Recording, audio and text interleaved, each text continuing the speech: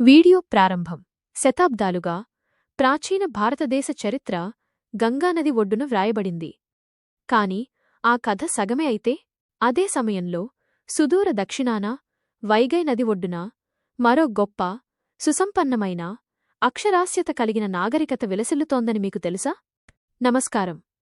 ఈరోజు మనం భారత చరిత్ర గతిని మార్చివేసిన ఒక మహా ఆవిష్కరణ గురించి తెలుసుకోబోతున్నాం. దాని పేరే కీలడి. భాగం 1. ఇప్పటివరకు మనం సంఘం యుగం క్రీస్తుపూర్వం 3వ శతాబ్దంలో ప్రారంభమైందని భావించాం. కాని కీలడిలో లభించిన శాస్త్రీయ ఆధారాలు ఈ కాలాన్ని మరో 300 సంవత్సరాలు వెనక్కి, అంటే క్రీస్తుపూర్వం 6వ శతాబ్దానికి తీసుకువెళ్లాయి. అంటే గౌతమ బుద్ధుడు, మహావీరుడు జీవించిన కాలంలోనే ఇక్కడ వైగై నది ఒడ్డున ఒక గొప్ప పట్టణ నాగరికత విలసిల్లింది. ఇది కేవలం తేదీని మార్చడం కాదు, ఇది ప్రాచీన దక్షిణ భారతదేశం గురించి ఒక సరికొత్త అధ్యాయాన్ని మన ముందు ఉంచింది. కీలడి ఆవిష్కరణ సంస్కృతి ఉత్తరం నుండి దక్షిణానికి మాత్రమే వ్యాపించిందనే వాదనను సవాలు చేసింది. దేశంలో సమాంతరంగా, స్వతంత్రంగా అభివృద్ధి చెందిన బహుళ పట్టణ కేంద్రాలు ఉన్నాయని ఇది నిరూపించింది. భాగం 2. ప్రతి గొప్ప నాగరికత ఒక నది ఒడ్డున జన్మిస్తుంది. ఈ అపురూపమైన తమిళ నాగరికతకు ప్రాణం పోసింది వైగై నది. ఈ నాగరికతకు గుండెకాయ వంటిది పాండ్యరాజుల రాజధాని అయిన మధురై. కీలడి ఈ మహానగరానికి కేవలం 12 కిలోమీటర్ల దూరంలో దానికి ఒక ఉపనగరంగా లేదా పారిశ్రామిక కేంద్రంగా ఉండేదని పురావస్తు శాస్త్రవేత్తలు భావిస్తున్నారు. కుండల తయారీ, నేత వంటి పరిశ్రమలకు అవసరమైన నీరు, మట్టి ఇక్కడ పుష్కలంగా ఉన్నాయి. ఒక రకంగా చెప్పాలంటే ప్రాచీన సంఘం సాహిత్యంలో వర్ణించిన ఆర్థిక శ్రేయస్సుకు కీలడి ఒక సజీవ సాక్ష్యం. భాగం 3. కీలడి కేవలం ఒక గ్రామం కాదు, అది ఒక ప్రణాళికాబద్ధమైన నగరం. నిర్మాణాలు. ఇక్కడ బాగా కాల్చిన ఇటుకలతో నిర్మించిన గోడలు, నిర్మాణాలు బయటపడ్డాయి.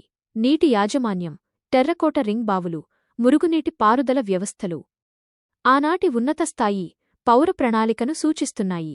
పరిశ్రమలు. ఇక్కడ లభించిన కదురులు, రాగిసూదులు ఒక సుస్థిరమైన వస్త్ర పరిశ్రమ ఉనికిని ధృవీకరిస్తున్నాయి.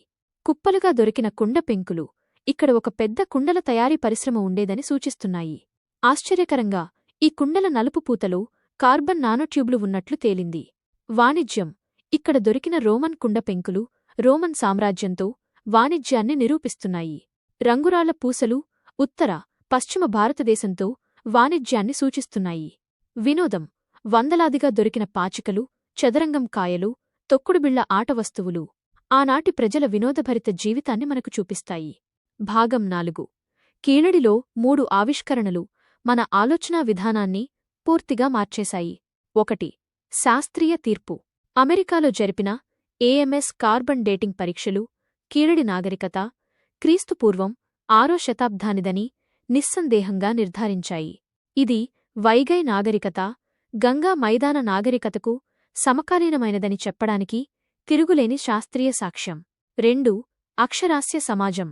ఇక్కడ 56కు పైగా తమిళ బ్రాహ్మీ లిపి ఉన్న కుండ పెంకులు లభించాయి. ముఖ్యంగా ఈ అక్షరాలను కుండలు కొన్న యజమానులు చెక్కుకున్నారు.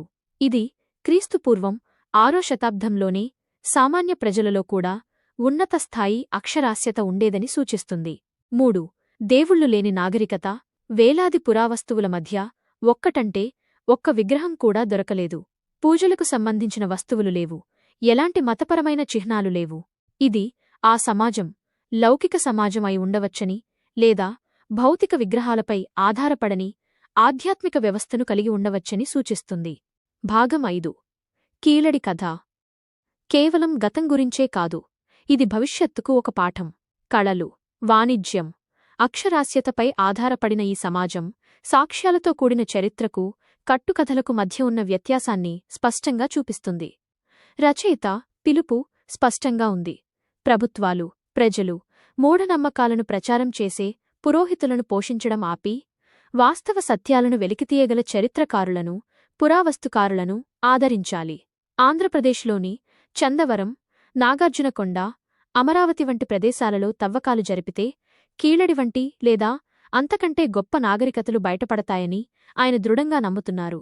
చివరగా రచయిత మాటల్లోనే చరిత్రవైపు, పురావస్తువుల వైపు మీ దృష్టిని మళ్లించండి. అప్పుడే మనం మూఢనమ్మకాలను సాగనంప